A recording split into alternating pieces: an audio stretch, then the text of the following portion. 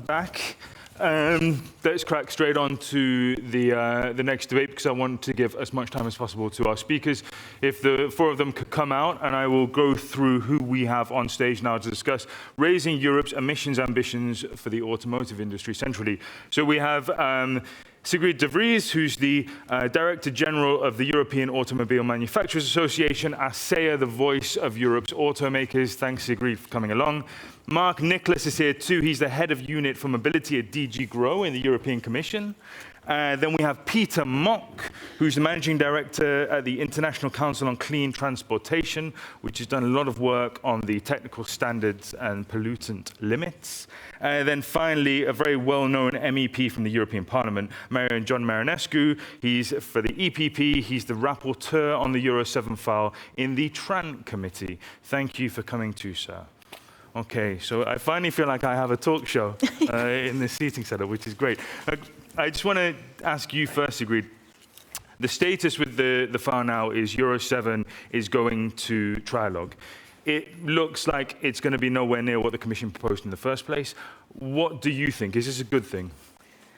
What the Commission proposed originally was not proportionate, and I think we're moving now towards a legislation that is more proportionate, that balances better between economic, societal and environmental/health impact. So we're not at the end of the line, and there's still a lot to do. It will still be a huge effort for manufacturers at a time where we are making this transition, green and digital transition, time of fierce competition. So we need to indeed make sure that we continue to find that balance, and but we are a bit more confident now than we were some time ago. Right, I see. And could I just go to Mr. Marinescu on the end there in terms of the Parliament's stance on this? Obviously, the TRAN committee is not leading, but you've had a big say in where it's ended up now as a Parliament position. Are you happy with the state of Euro 7? Because I understand a lot of people in the Parliament, they would prefer it not to exist at all. Yes, to be honest, this would have been the best solution, but we had a proposal from the Commission. At the end, we have to answer to this proposal. And it's true, the position of the TRAN committee was different than the final position in the plenary. But I think that the final position of the Parliament could be okay. Let's see what it will happen in the trilogue. Could have been better. But okay, that's the vote in this Parliament. Sometimes people are voting for Facebook, not for the reality. So that's the situation. This is true. This is true, I guess. But that's okay at the end. But you know, something is entering in a trilogue, and different things are coming out. So let's wait for the final result. And this is, of course, legislation that pertains to emissions from all classes of vehicles, except for CO2, which is governed by the separate 2035 CO2 standards legislation, which mandates the 2035 phase-out for all but zero-emission cars. Yes, we lost these amendments. We lost means those that we supported these amendments with the CO2-neutral fuels and cars in the plenary. Unfortunately, it was not a big difference, but we lost it because we proposed this. In TRAN, we have this in the text of the opinion in TRAN, because we saw that this would be a very good thing. The moment that already there is a commitment from the Commission to come with something, I don't know, delegated act, they said, why not to introduce it right now? And in my it would have been a very good proposal. And Peter, with the Euro 7 standards, we're going to almost certainly get those later than the Commission had wanted. And also we're going to get standards that are very similar to the existing Euro 6 standards. From a technical perspective, Sigrid disagrees with that, but we'll come to you in a second. Do you think from a technical perspective it would have been possible for car makers in the industry to meet the Commission's proposal in the first place? Yes, absolutely. Technically, Euro 7 or more ambitious Euro 7 standards would have been possible. Economically, they would have been feasible. The costs are low in comparison to the benefits, health benefits. And I think it's very unfortunate that the standards that we're likely to get are so unambitious, I would say. And I think it is very unfortunate for Europe because of the citizens who, of course, will suffer from the negative effects from combustion engines for a longer time and from higher values than otherwise the case. And I think it's also very unfortunate for outside of Europe, because Europe has been in the lead when it came to emission standards worldwide. For example, India is always looking at us. Many emerging markets are looking at Europe, and they're basically waiting for the Euro 7 standards. And they cannot understand why Europe is not coming forward with standards that would allow them to also base their next standards on the European standards. So the international perspective, I think, is very important.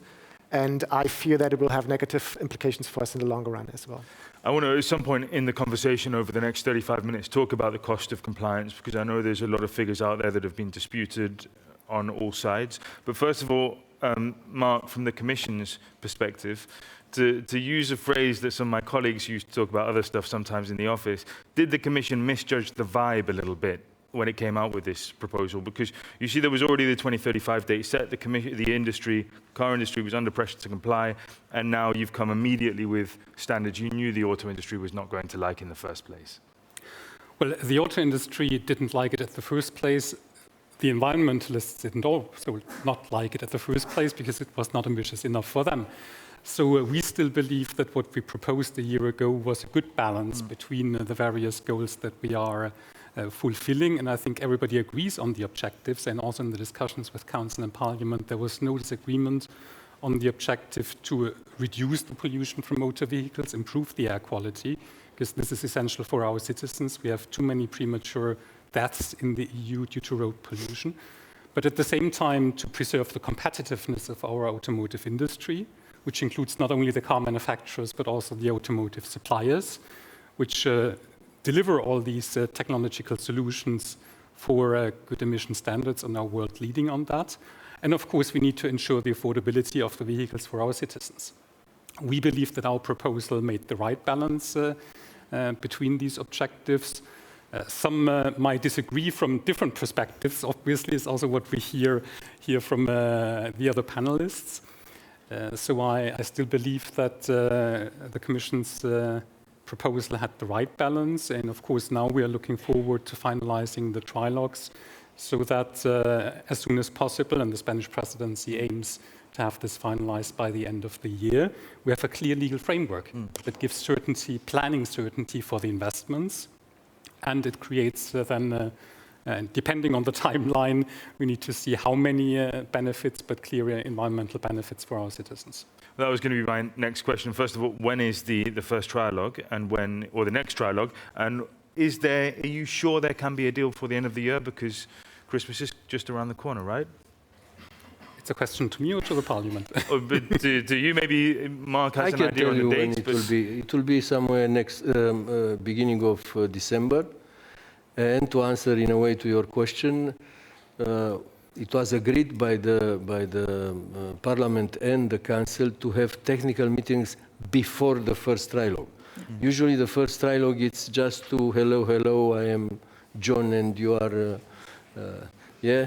But this time Commission, Council and Parliament, but this time in order to try to have an agreement before the end of term, will be technical meetings before the first trilogue. So the work started very, very hard. And do you anticipate, you've seen quite a few trilogues over the last couple of mandates, do you anticipate these to be easy conversations, given that both the Council and the Parliament have settled on positions that are beneath the ambition set by the Commission in the first place? I cannot give you right now an answer. If I see the 4 columns table, I can tell you something about it.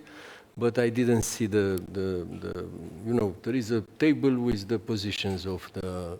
We'll certainly be watching closely. I think that the positions of the Council and of the Parliament are not so far away.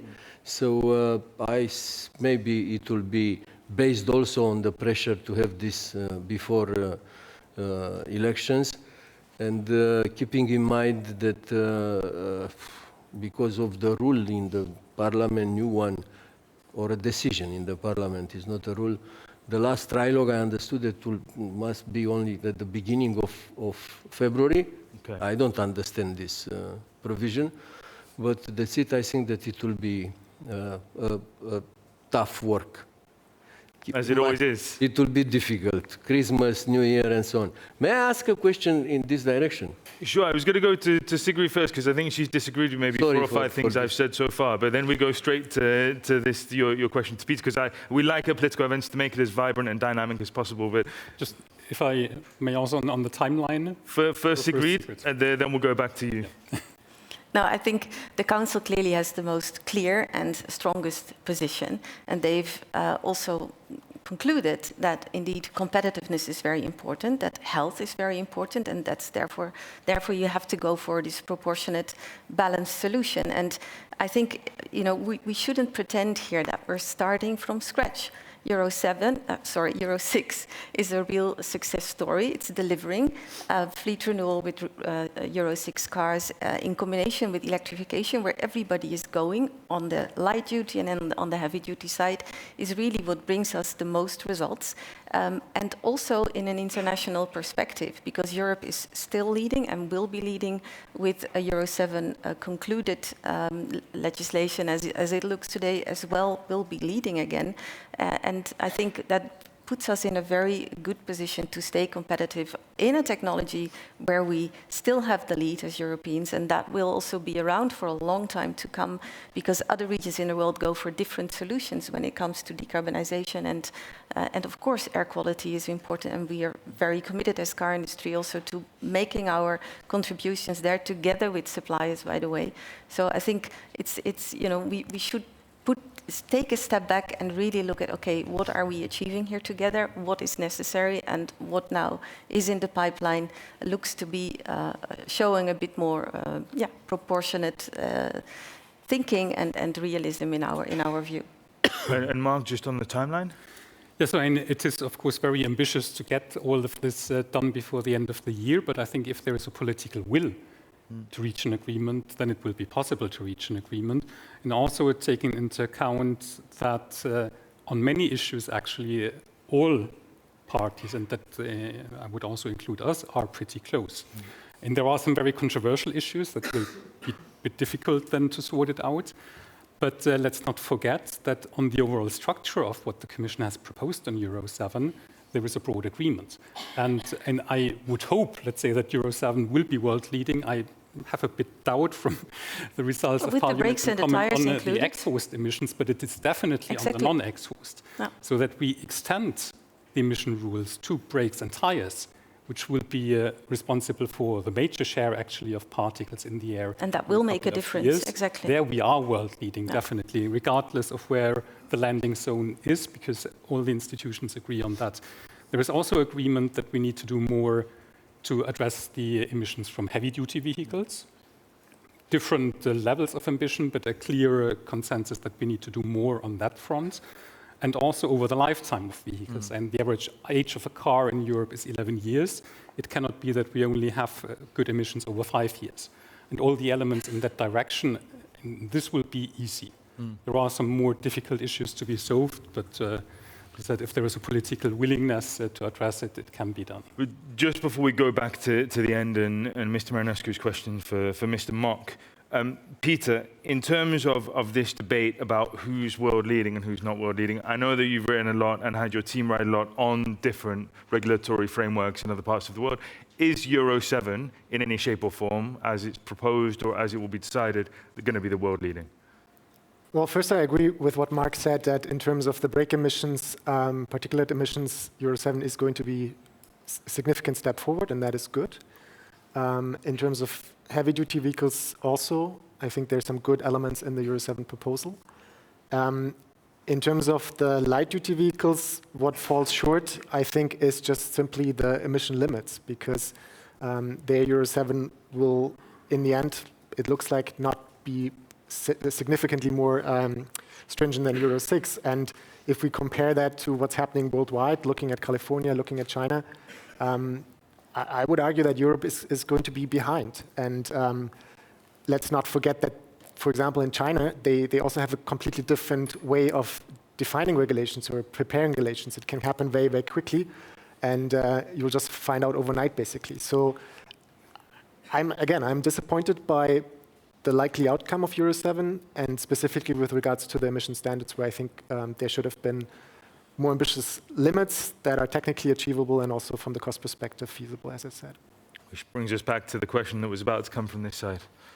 Yes, I heard here to compare with California, not with United States, this is a trick, but that's it. We compare with California if we want, but you know what does in California. A lot of money, different situation, social situation, and it's not the right way to do it. You know, you were supporting the proposal of the Commission. Yeah. So my question is, why the suppliers of catalysts were not said that will supply something interchangeable? Because this question I put it to all industry. I got no answer, because this would have been a very good solution. Less cost, much less cost for the automotive industry. Yeah, installing nothing, some changes in the software, and so on. Why they wanted to make a lot of money? What do you mean with interchangeable? Interchangeable, to put instead of Euro 6, an Euro 7 catalyst. Well, very simple. Sigrid, can you speak to that point? Are you talking about retrofit solutions? Yes, you can call it retrofit, yes. But it's not, could have been used for retrofit, but could have been used for the new cars. And so the argument that a lot of cost for installing this was falling. But it's true that the profit of the suppliers was not the same. If you give me an answer to this, I will be very happy, taking account that I met a lot of suppliers and I got no answer to this. Nothing. I think it's in the Euro 7 file. Unfortunately, you can take the very high-level political, emotional, societal views, and of course they are important. You can also end up in a rabbit hole of very technical discussions, and that links me back a bit to the global comparison, because what the auto industry engineers, and they're the ones producing these things, of course, often in cooperation with suppliers, what they tell us is that if you compare it with China and the US, on paper, things look very different than they do in practice. And I think in Europe, we're now with Euro 6 and what is going to come in Euro 7, at the level where there won't be so much difference anymore between what there is on paper and what there is in real life and in real terms. And I think that's a major achievement, and it helps on all sides, on all accounts. And it's difficult to put a technical argument against an emotional argument in this file. But in the end, it needs to be done, and it will in the end also be black letters on white paper, and then you need to produce for that in an industrial cycle, in a situation where competitiveness is under threat, where you indeed want to serve global markets ideally, and also want to achieve your climate and other targets. So it's a very complex situation, and this file is often very political, very emotional, and I'm in a way glad that we're now bringing it to an end, and maybe then can focus on other things. And it is a sprawling piece of legislation that goes from everything from the emission limits to the durability, how long vehicles should comply, to battery standards. And I certainly have no idea about the cost of catalysts and how they're built and who for, but I can imagine that there's a lot of intellectual property wound up in this as well. And the suppliers too have big interests of protecting their corners of the market. But I'd be interested to drill in nevertheless to this area around the cost of compliance, because this has been a huge part of the lobbying push, where, for example, industry has said it will be thousands on the cost of a new car for consumers, whereas I think, Peter, did you guys have specific numbers? Not from the top of my head, but it was like in a couple of hundreds euros, and certainly not a high value if you compare it to the overall vehicle price and the profits the manufacturers are making. And regarding the latter, I think it's very interesting. I think Transport Environment just published a study recently where they showed that the profits of manufacturers in the past years have gone up significantly. And so that argument of investing a couple hundred more euros into a car that's going to be more cleaner, I think is is not valid. I think that's not a lobby argument. And so, again, technically, economically, it's feasible. It's also an equity issue because those cars will be around for many years in Europe and then beyond. And those cars will be along the main roads where typically people live with a lower income or from marginalized groups. So I think it's a very important equity issue that we strive towards reducing air quality or reducing pollutants and improving air quality as quickly as we can and as much as technically and economically is feasible, always. And again, I think the Euro 7 standard falls a bit short in that respect. Let's invest in alternative fuels. This brings us on to e-fuels. This will be the best because we can use it on all cars, hundreds of millions that are now. And I don't think that the investment will be much higher than the investment in Euro 7, but with the results will be totally different, much, much higher. But the results actually will be that there would be much more internal combustion engine vehicles on the roads with the pollutant exhaust emissions, which makes Euro 7 much more important. Yeah. This is the same thing. Euro 7 could have used also alternative fuels. So but to arrive to Euro 7, you have to invest. Yeah? And the result would have been for, I don't know, some millions of, tens of millions of cars. But if you use alternative fuels for all cars that are now on the road, and it will be on the road, I think that the result in emissions, because this is what we want, to reduce emissions, will be much, much better. Well, alternative CO2 emissions. Yeah, exactly. CO2. Alternative fuels will not reduce any about CO2. If you speak about brakes and tires, okay, could have been a separate regulation, whatever. So this is not a problem. No, I'm speaking mostly of nitrogen oxide emissions, and they would not be reduced at all with sustainable fuels. So that's a different issue, I think. Nevertheless, it's become a huge argument within the European Parliament and within Brussels, especially from elements of the German industry side, that there should be more provision for e-fuels, right? And that's effectively what you're talking about. I know e-fuels is not the only alternative fuel, but it's the big one. No, I was speaking about investment in alternative fuels. Could be e-fuels, could be other, but this is the idea. Now the quantity used is not so high, and if we shall use more, I think that we shall reduce emissions more, CO2, of course, more than the application of Euro 7. So, but it will be Euro 7 applied as it is. I don't think that there are differences with Euro 6. Yeah, it's not arriving to the proposal of the Commission. Let's see the final results.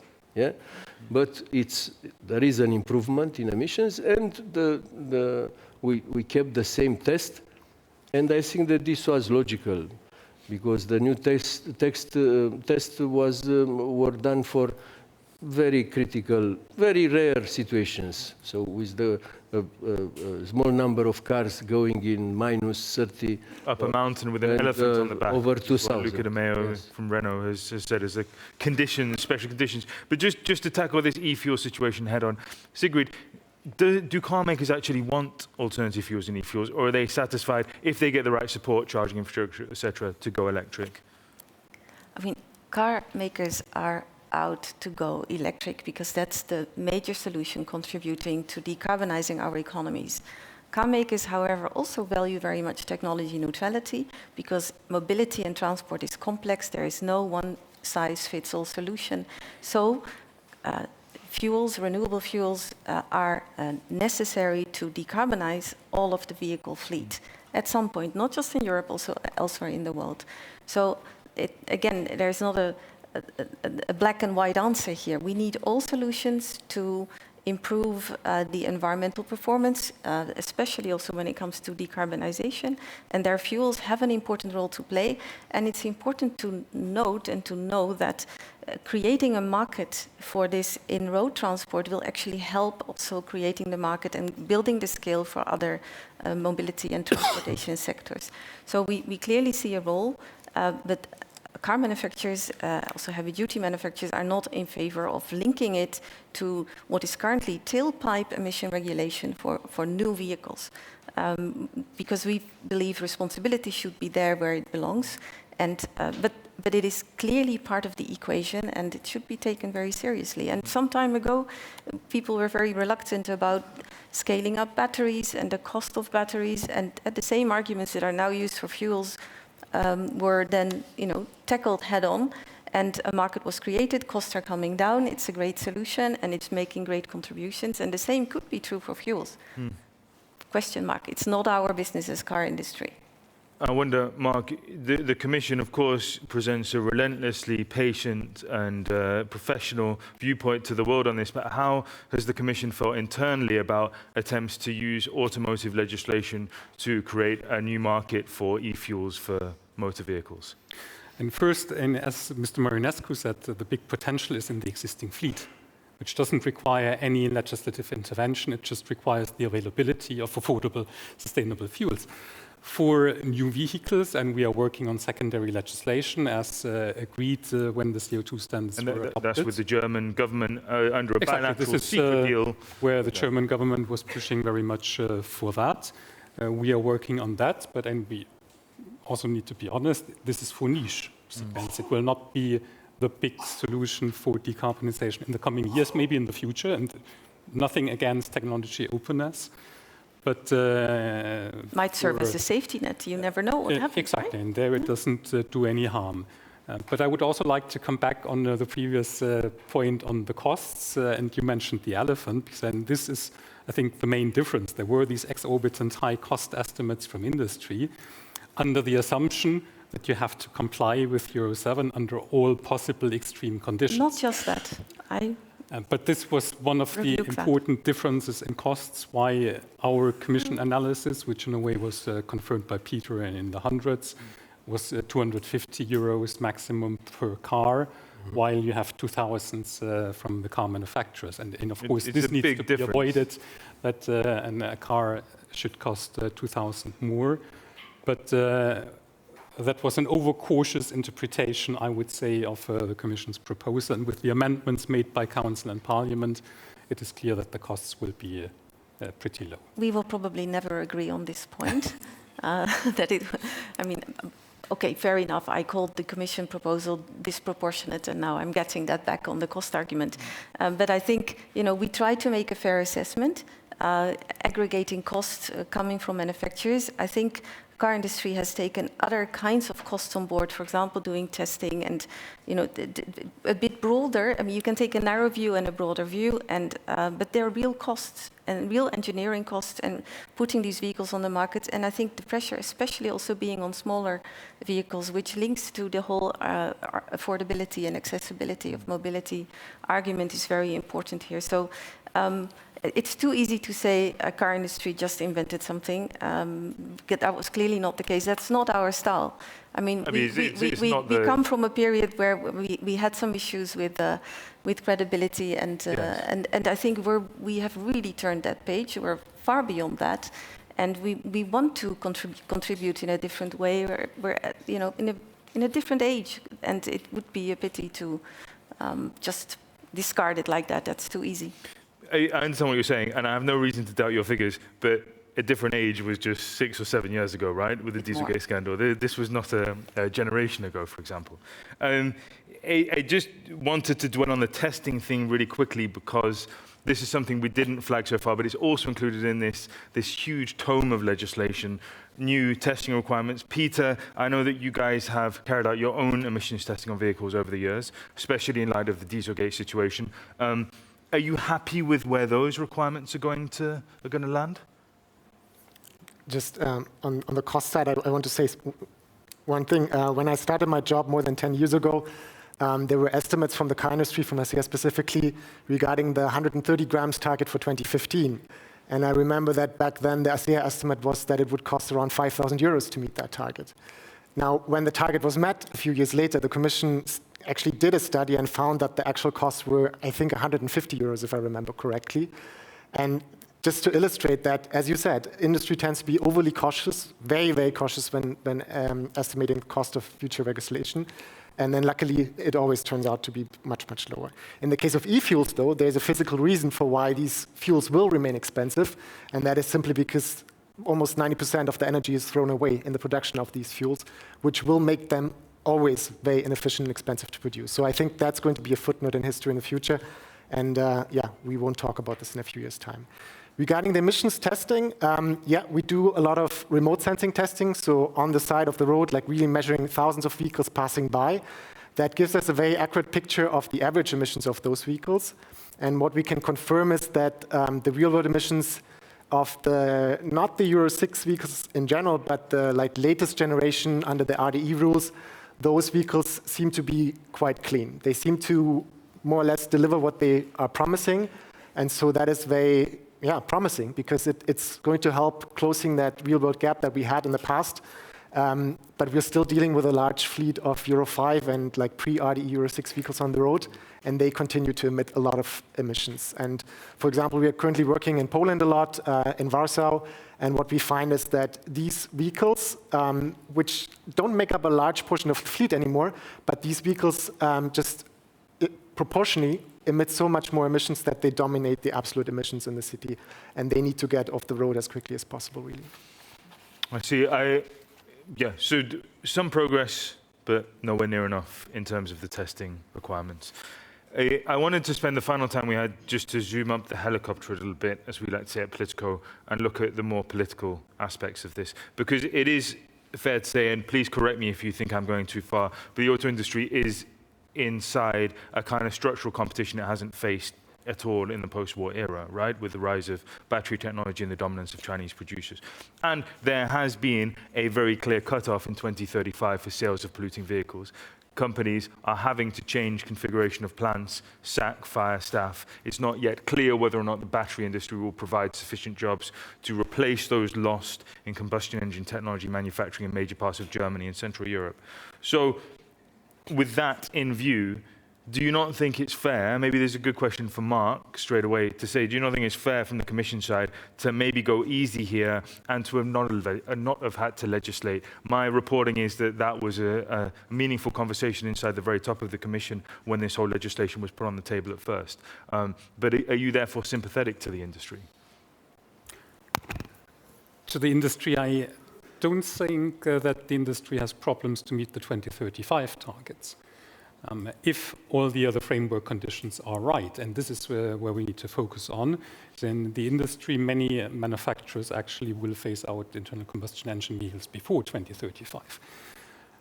But of course, we need to take care that there is the appropriate infrastructure, charging infrastructure. We need to take care that we have enough batteries and raw materials. And by the way, this is the European Raw Materials Week.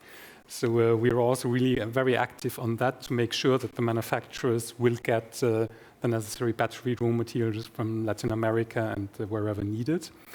And we have to make sure this whole transformation process, which I think is not so much a problem maybe for the industry, but for the workforce and for the suppliers, which in many SMEs that are very much in the internal combustion engine value chain, for them, of course, this transformation process is extremely important. So there was also just a couple of days ago a ministerial and political meeting of the Automotive Regions Alliance, because of course, and as you said, I think overall the employment impact probably is positive, but it's not necessarily at the same place, where the new jobs in battery manufacturing and EV supply chains are created and where others are lost. So this is one of the big challenges we will have to monitor. And these are, of course, also all the elements that in a review then of the CO2 standards we will need to address. And of course, the challenge from the Chinese manufacturing industry is another big elephant that we are already addressing, for example, with the anti-subsidy investigation against EV imports from China. And then maybe, John, just a quick perspective from your position, from the Romanian industry as well. Is jobs the big fear there from the consequence of a too strong Euro 7? I would like first to say something about the cost very shortly. Sure. Because you are right, it's a big difference from 2,200 to 150. 200 is in the impact assessment. It's a very big difference. Would have been very easy to clarify. I ask all the suppliers, give us the prices, your prices. Nobody wanted to give the price. Yeah, and then with the prices of the parts, would have asked the automotive companies to tell us how much is the integration, installation, and the other things. So maybe it's not 2,000. For sure, it's not 200, because I got an answer from one supplier. He said that 200 cost only the parts. Yeah, it was, let's say, an informal meeting. So about the tests, if the tests of Euro 6 are accepted by everybody now, why not to continue? Because this will decrease the costs of administration and of the industry, both, because it will have a big change and time to change everything.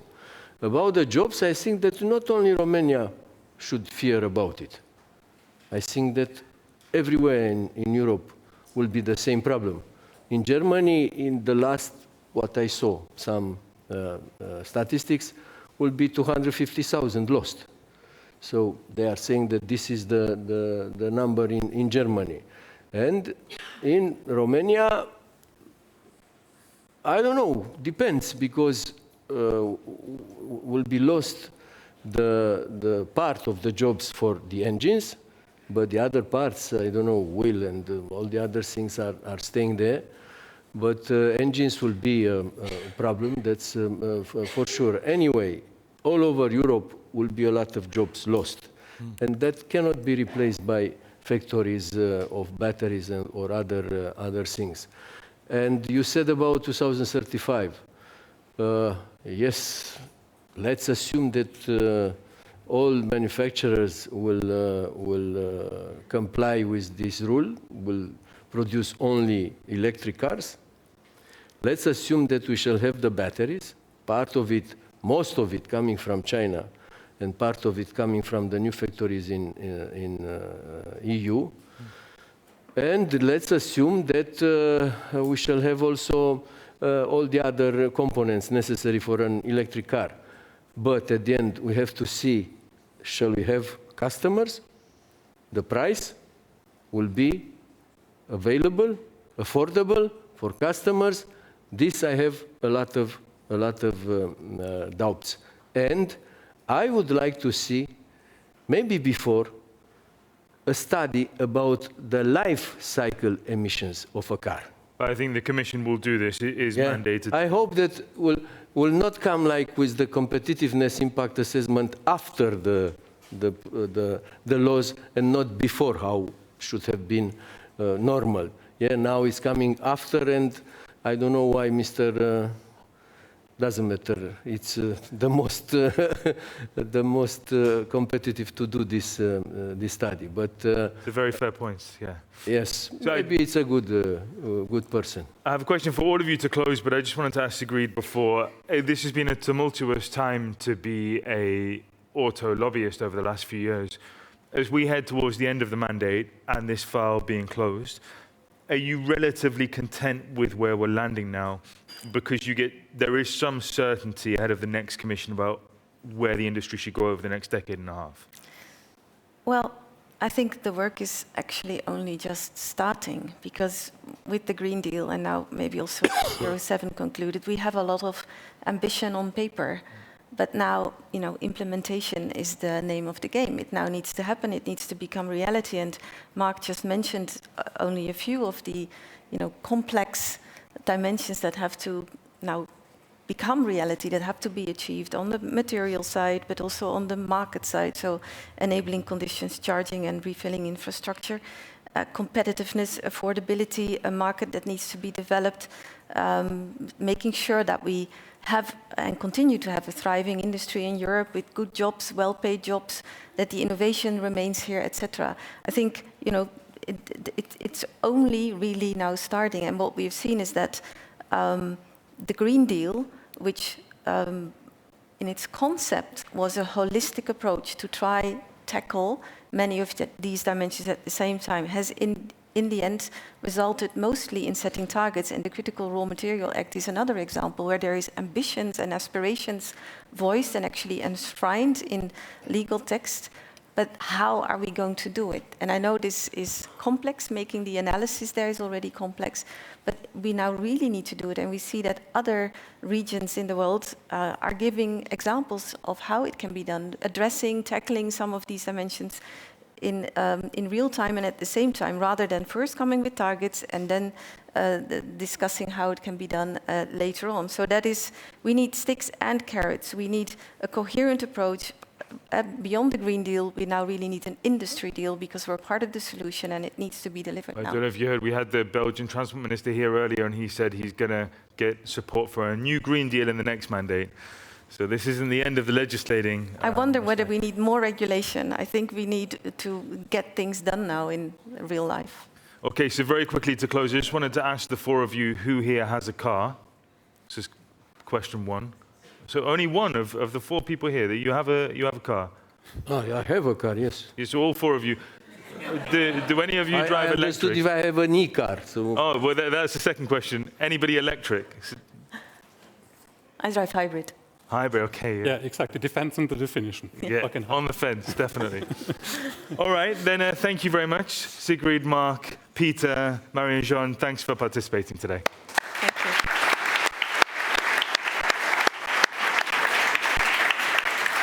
Okay, so there's now a 25-minute networking break, and I can finally get off the stage and get a glass of water or something. Hannah Kukalara, my colleague who covers freight transport, is with you after that when you all come back. And thanks again for participating in the debate today.